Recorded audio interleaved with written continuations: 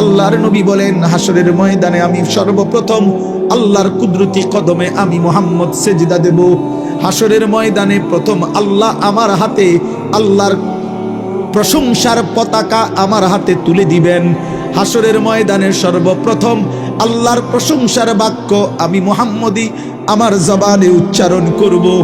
এত মর্যাদা, এত সম্মান যাকে আল্লাহ দিয়েছেন, আল্লাহর কসম বাপ, সেই নবী পর্যন্ত প্রতিদিন 5 ওয়াক্ত নামাজের পরে যিনি মাসুম, যিনি নিষ্পাপ, যার কোনো গুনাহ নাই, তিনি নিজে 5 ওয়াক্ত নামাজের পরে আল্লাহর কাছে 2 হাত তুলে নবী দোয়া করতেন, আল্লাহুম্মা হাসিবিনি হিসাবান ইয়াসীরা।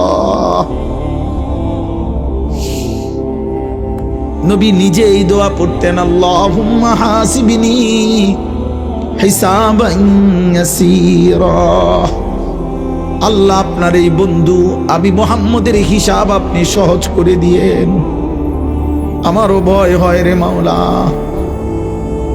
এত সম্মান, এত মর্যাদার ঘোষণার পরেও আমি মুহাম্মদ হাসরের ময়দানকে ভয় করছি। আপনি কে? আমি কে? খবর আসেনি কোনো?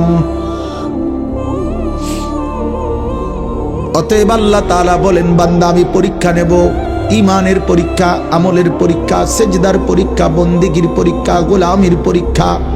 পরীক্ষা মানে কি? প্রত্যেকটা ইবাদত পরীক্ষা, আল্লাহর প্রতিটা আদেশ পরীক্ষা, আল্লাহর প্রতিটা নিষেধ পরীক্ষা, নবীর প্রতিটা সুন্নাত পরীক্ষা, জীবনভর আখিরাতের উপরে আমল করা, কোরআন সুন্নাহ মতে আমল করা, প্রতিটা গুনাহ ছেড়ে দেওয়া, প্রতিটা নেক আমল করা, এটাই পরীক্ষা।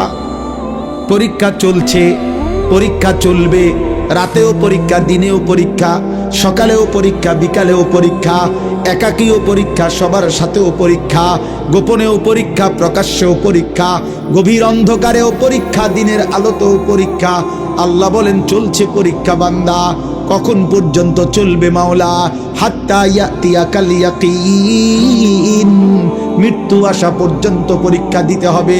গভীর অন্ধকারে একাকী নারী দেখলে, ছবি দেখলে আল্লাহ বলে, বান্দা পৃথিবী ঘুমায়, আমি কিন্তু জেগে আছি, আমি দেখি রে বান্দা। দেখে, হ্যাঁ, আলাম ইয়ালাম বিআন্নাল্লাহা ইয়ারা। আল্লাহ বলে, বান্দা কি জানে না আমি আল্লাহ তো তারে দেখি? দেখেনি? বলেন না কেন? জওয়ান ভাই বলো না, মুরব্বী বাবা বলো না, দেখেনি আল্লাহ? দেখি।